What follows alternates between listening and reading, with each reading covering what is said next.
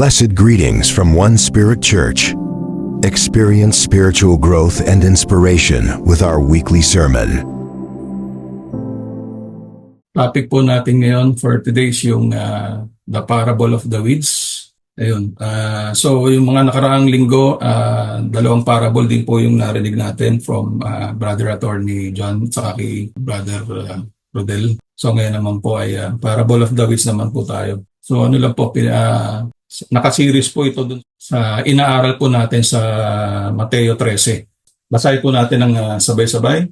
Sa Matthew 13 verse 24 to 30, He put another parable before them, saying, The kingdom of heaven may be compared to a man who sowed good seed in his field. But while his men were sleeping, his enemy came and sowed weeds among the wheat and went away. So when the plants came up and bore grain, then the weeds appeared also. And the servants of the master of the house came and said to him, Master, did you not sow good seed in your field? How then does it have weeds? He said to them, An enemy has done this. So the servants said to him, Then do you want us to go and gather them? But he said, No, lest in gathering the weeds you root up the wheat along with them. Let both grow together until the harvest. And at harvest time I will tell the reapers, Gather the weeds first and bind them in bundles to be burned, but gather the wheat into my barn. Amen. So sa talingaga po nito, so mayroong isang tao na nagtanim ng mabuting binhi sa kanyang bukid. Gayunpaman, habang natutulog yung lahat, dumating isang kaaway, nagasik ng damo sa gitna ng trigo. So yung pananim po ng trigo. Nang magsimulang tumubo ang trigo, lumitaw din ang mga damo. Tinanong ng mga lipin ang may-ari kung dapat nilang bunutin ang mga damo, pero pinayuhan sila na wag gawin yung pagbubunot dahil nga baka mabunot din yung trigo. Sa halip, inutusan niya na lang na hayaang lumago pareho hanggang sa harvest time or yung sa anihan. Then sa oras na yon, yung mga damo titipunin at susunugin at ang mga trigo titipunin sa kamalig. So makikita po natin dito yung first interpretation, yung coexistence po ng good and evil. Sa parable pa na yun, nagpapakita na yung mabuti, which is yung kinakatawan nga po ng trigo, at yung masama na kinakatawan naman ng mga damo, ay magkasamang iiral sa mundo, baga mabubuhay sa mundo hanggang sa katapusan ng panahon. Ipinapakita nito ang realidad ng buhay, kung saan ang mga matuwid, saka yung mga masasamang tao, mabubuhay silang magkasama. Sabi nga sa Proverbs chapter 15 verse 3, The eyes of the Lord are in every place, keeping watch on the evil and the good. So talagang existent na po ito. Even before the creation, nakaabang na yung kaaway. What can the wheat and weeds also represent? Ano po ba yung nire-represent pa ng trigo at saka nung damo? So tingnan po natin.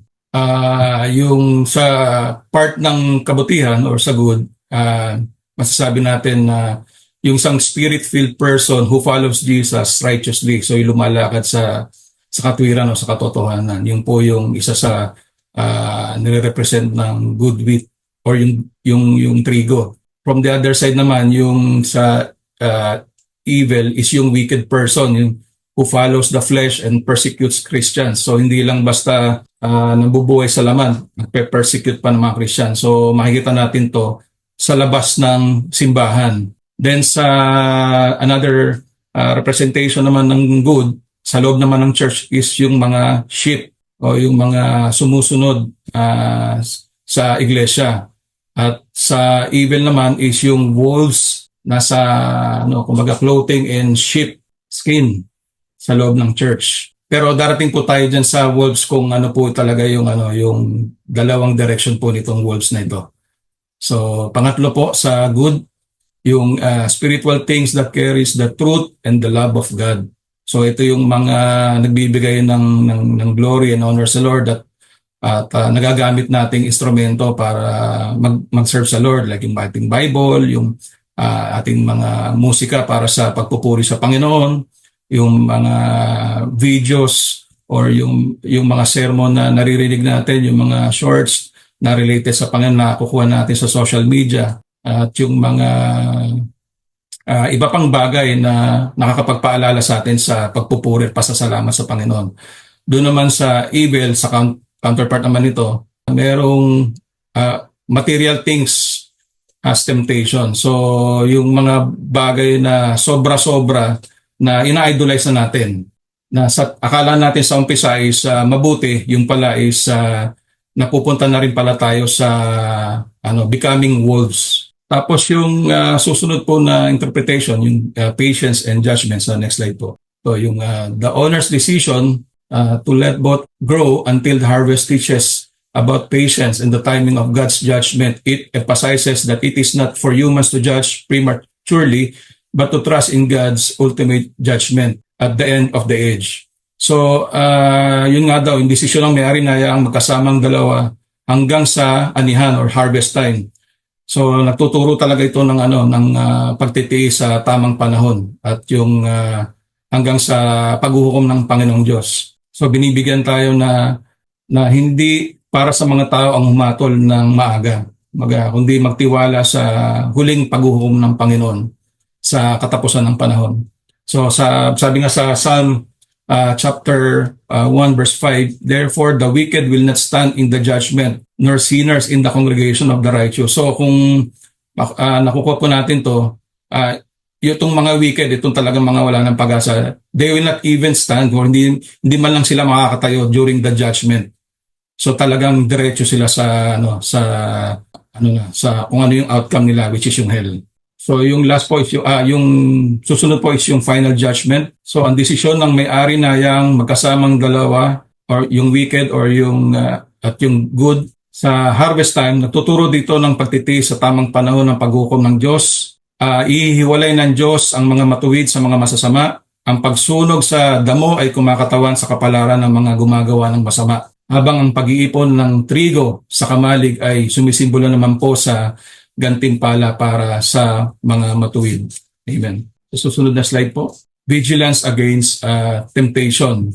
So, ang presensya po ng damo sa gitna ng trigo sumisimbolo rin sa realidad ng tukso, kasalanan ng mundo. Pinapalalahanan ang mga mananampalataya na manatiling mapagbantay at tapat sa kabila ng presensya ng kasamaan. So makikita natin na yung pagmamahal sa salapi is talagang magdudulot sa atin ng distraction. Sabi nga sa 1 Timothy 6:10, for the love of money is a root of evil, of all kinds of evils. It is through this craving that some have wandered away from the faith and pierced themselves with many pangs. No servant can serve two masters, for either he will hate the one and love the other, or he will be devoted to the one and despise the other. You cannot serve God and money. Sabi po yan sa Luke 16 verse 13. And sa 1 Timothy 6:9, but those who want to get rich fall into temptation and a snare and many foolish and harmful desires which plunge men into ruin and destruction.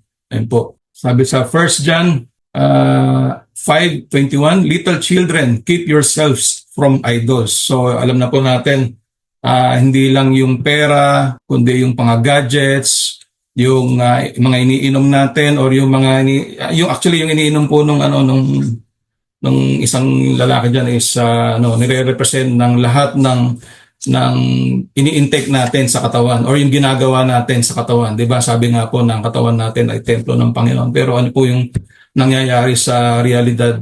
Kundi nagtatry na magpabata, nagtatry na magpakalasing para makawala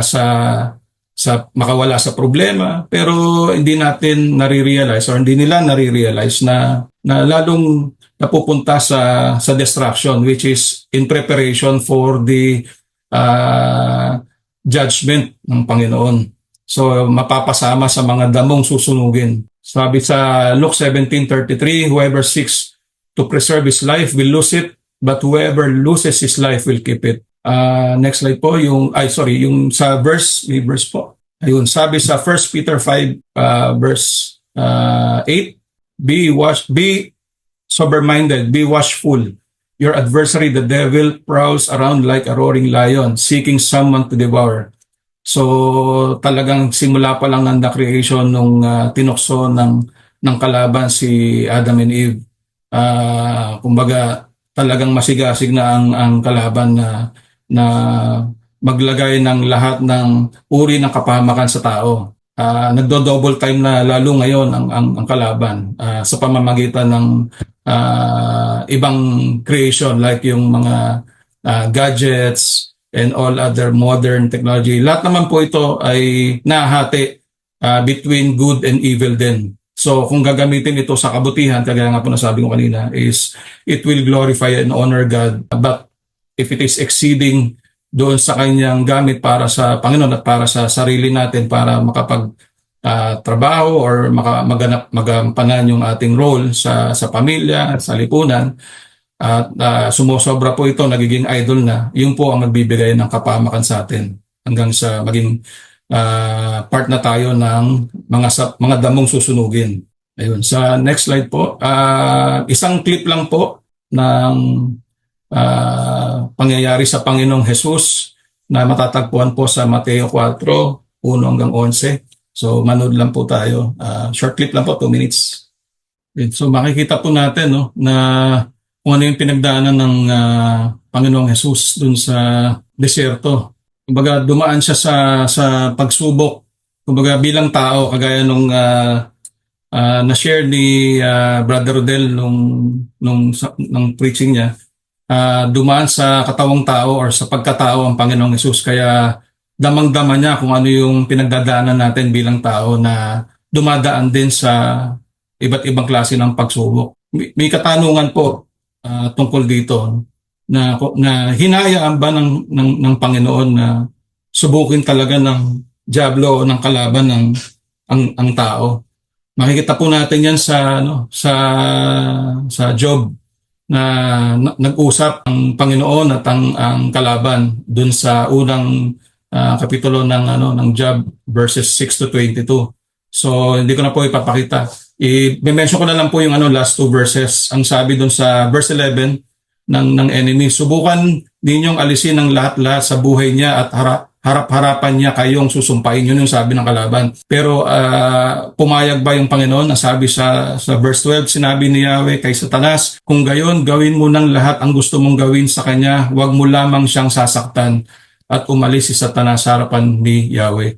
So dito makikita natin na yes, kayang mag-demand ng enemy o ng kalaban na subukin tayo. Inaalaw ng Panginoon na gawin iyon. Pero hanggang demand lang ang kalaban.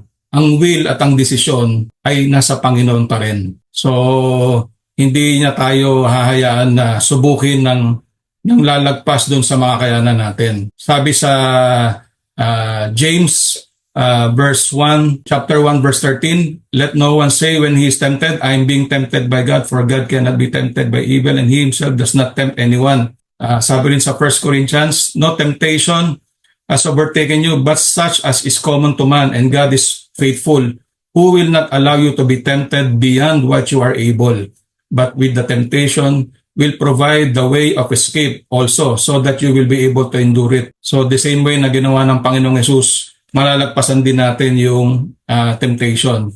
Sabi sa 2 Peter chapter 2 verse 9, then the Lord knows how to rescue the godly from temptation and to keep the unrighteous under punishment for the day of judgment. Makikita natin na talagang yung temptation na gawa ng kaaway, which is na inaalaw din ng Panginoon, is for our own our own sake, na magtiwala tayo sa Panginoon, kagaya ng ginawa ng Panginoong Jesus. Di ba po, ang sabi niya dun sa video, sa clip, sa huli, worship the Lord your God and serve Him only.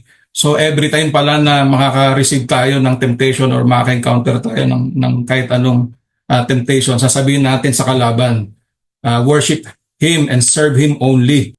Yung iba-ibang temptation na nakita natin kanina, yung pala yung dapat natin sabihin sa mga temptation na yun. Siguro ang hindi ko na-mention is yung thoughts na nagiging battleground din ng kaaway. Hindi lang ng kabutihan, pero pati ng kaaway. Kasi yung thoughts natin is pinapasok ng kalaban. Yun ang unang-unang sabi nating tinitira ng kaaway yung ating pag-iisip.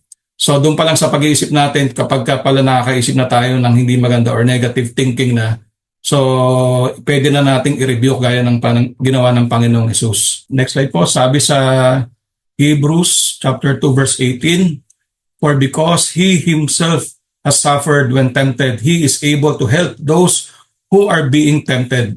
So yun na nga yung kanyang purpose doon sa pag-undergo o yung sa pagkakaroon or pagpayag niya sa sarili niya na umayon sa kalaban na tuksoin siya para maging role model, matulungan niya yung mga taong tinutukso din ng kalaban. Sabi sa Psalms 37:28, "For the Lord loves justice, he will not forsake his saints.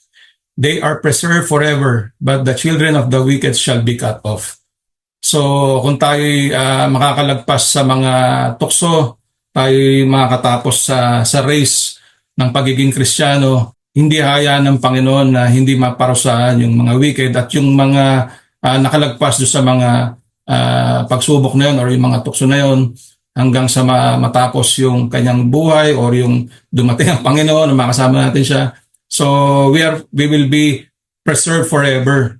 Kasama natin ang Panginoon. So He will not forsake His saints. Ano po ba yung nakukuha natin dito sa parable na to? Ano ba yung binibigay or binababa ng Panginoon sa atin na nagpapakilala siya bilang Diyos? Ano po ba yung mga attributes or katangian niya na maaari nating makuha dito?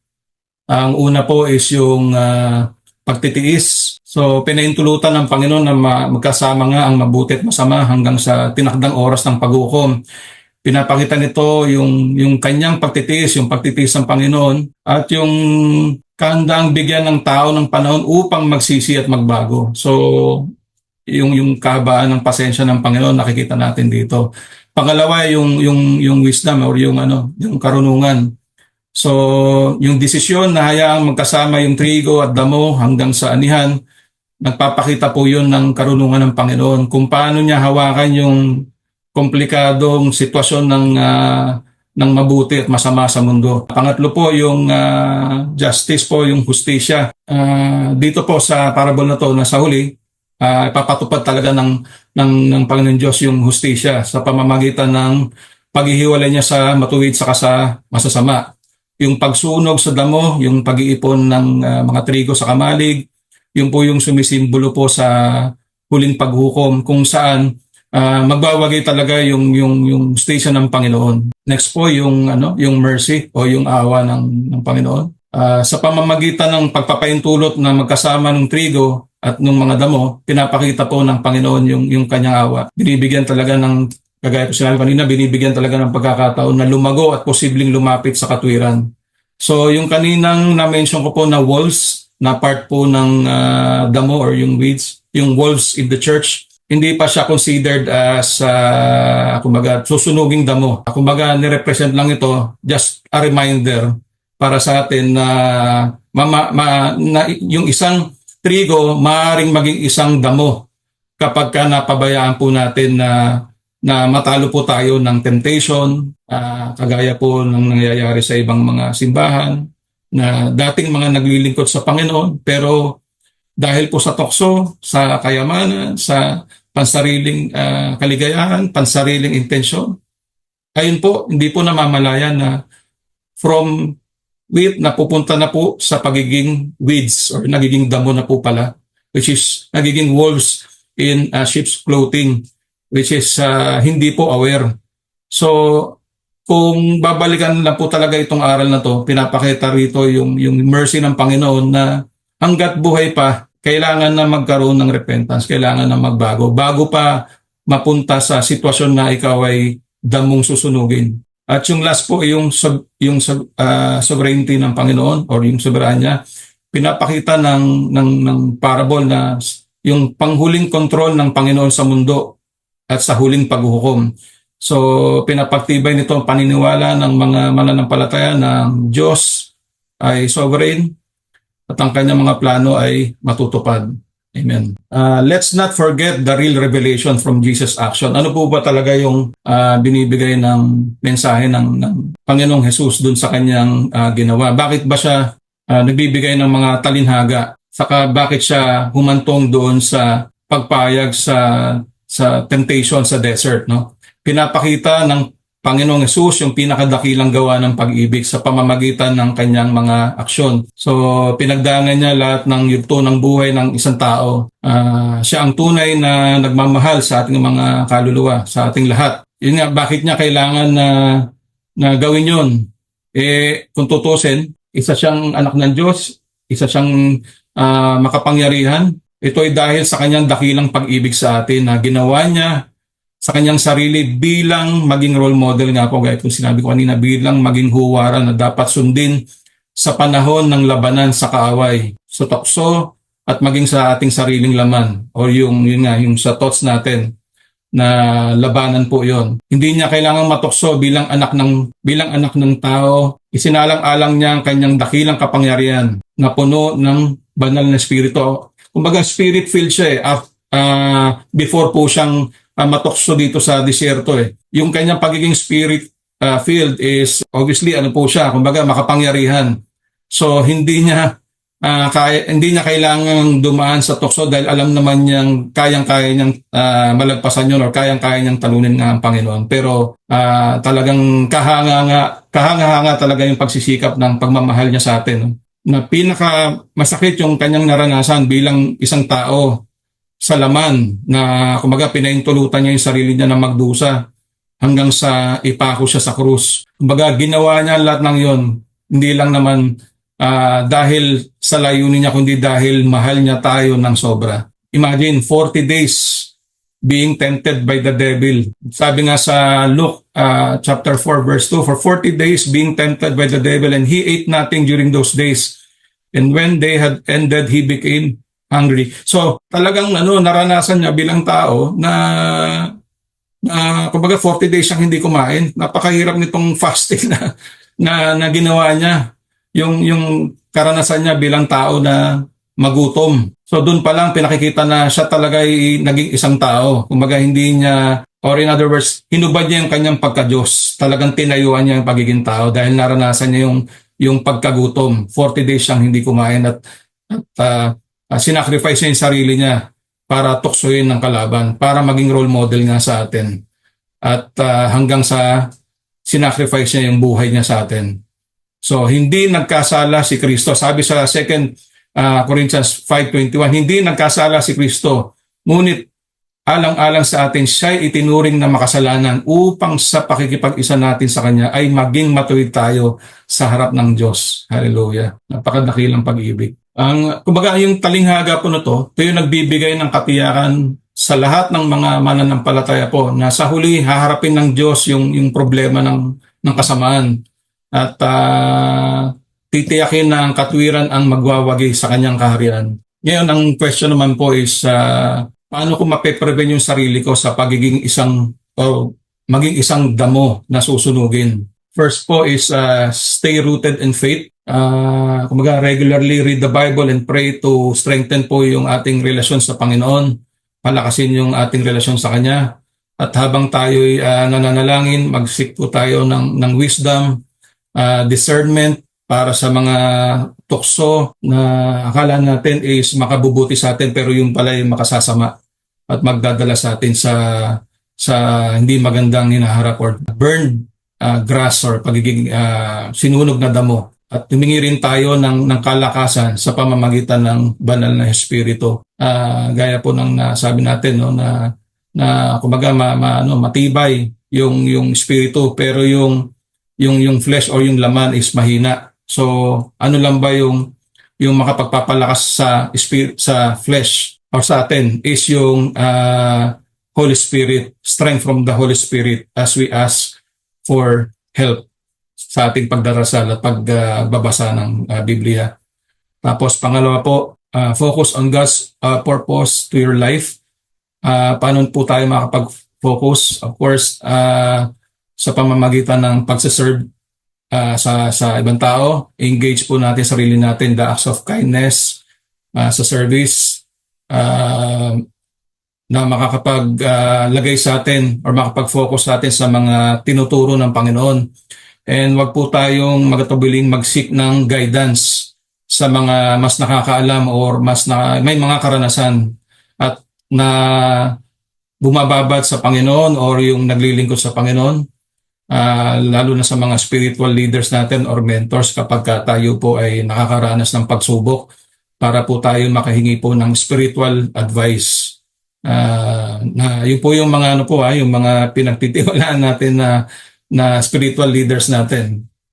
Just to make sure na instead na mapunta tayo sa mali is malagay tayo sa kabutihan. Tapos isurround natin yung sarili natin sa mga positive influences. So spend time with people na mag-encourage or magsusupport dun sa ating faith journey. Kaya po meron tayong mga pagtitipon or yung mga fellowship.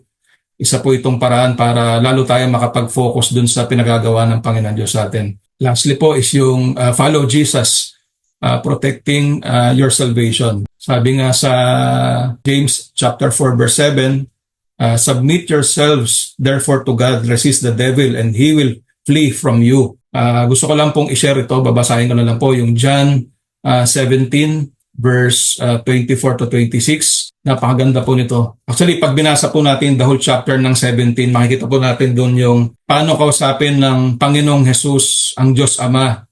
Ito po yung panalangin ng Panginoong Jesus para sa mga alagad niya. Ito, basahin ko lang po yung 3 verses po doon sa huli. Medyo mahaba po yung the whole chapter. Ama, sila na ibinigay mo sa akin ay nais kong makasama sa kinaroroonan ko upang mapagmasdan nila ang kaluwalhatiang ibinigay mo sa akin. So, yung binigay sa akin, ito po yung mga chosen, yung po yung mga alagad niya. So, hindi lang naman po yung mga disciple, ito po yung para sa lahat po ng sumusunod at nagmamahal sa Kanya. So, tuloy ka lang po. Sapagkat minahal mo na ako bago pa nilikha ang daigdig. So, nakikipag-usap po rito ang Panginoong sa Diyos Ama. Sabi niya, makatarungang Ama, hindi ka kilala ng sanlibutan, ngunit kilala kita. At alam rin ng mga ibinigay mo sa akin. So yun na naman yung mga chosen ones niya, na ikaw ang nagsugo sa akin.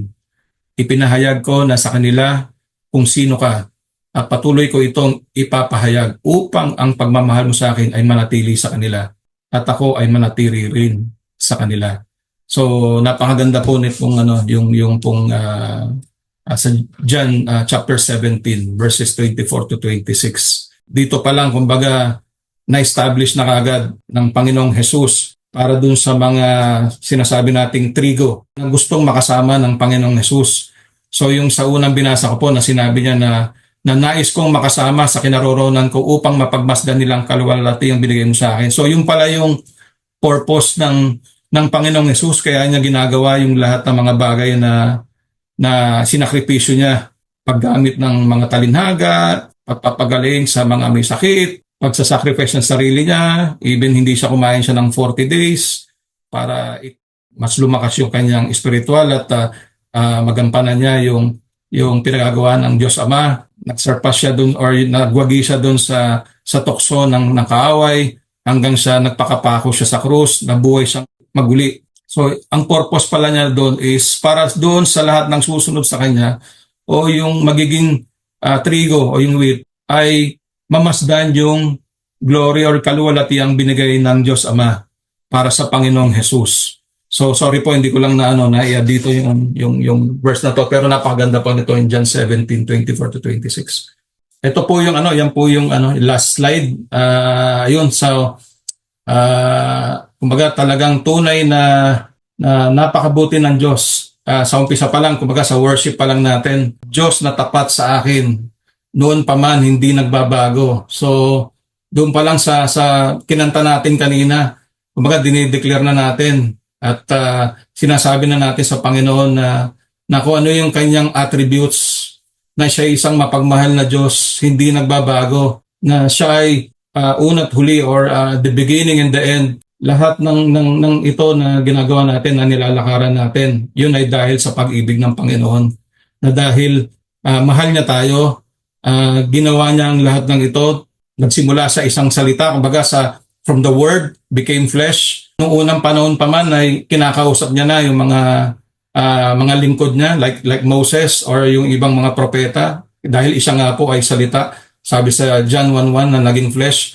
So dati isang word tapos naging naging tao para lang daanan lahat ng stages ng isang pagiging tao para masunod yung layunin ng Panginoon para sa atin, which is bigyan tayo ng salvation, bigyan tayo ng kaligtasan. Hallelujah.